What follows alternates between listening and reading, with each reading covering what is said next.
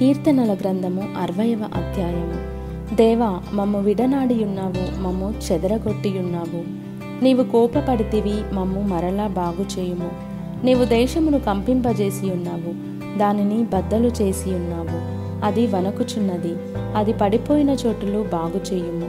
నీ ప్రజలకు నీవు కఠిన కార్యములు చేసితివి. తూలునట్లు చేయు మద్యమును మాకు త్రాగించితివి.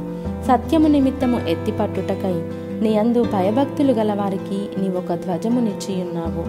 నీ ప్రియులు విమోచింపబడినట్లు నీ కుడి చేత నన్ను రక్షించి నాకుత్తరమిమ్ము.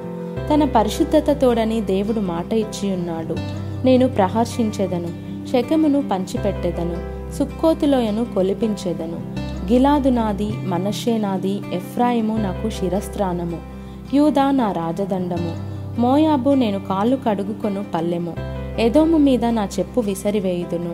ఫిలిష్తియా, నన్ను గూర్చి ఉత్సాహధ్వని చేయుము. కోటగల పట్టణములోనికి నన్నెవడు తోడుకొని పోవును? ఎదోములోనికి నన్నెవడు నడిపించును? దేవా, నీవు మమ్ము విడనాడియున్నావు గదా. దేవా, మా సేనలతో కూడా నీవు బయలుదేరుట మానియున్నావు గదా. మనుషుల సహాయము వ్యర్థము.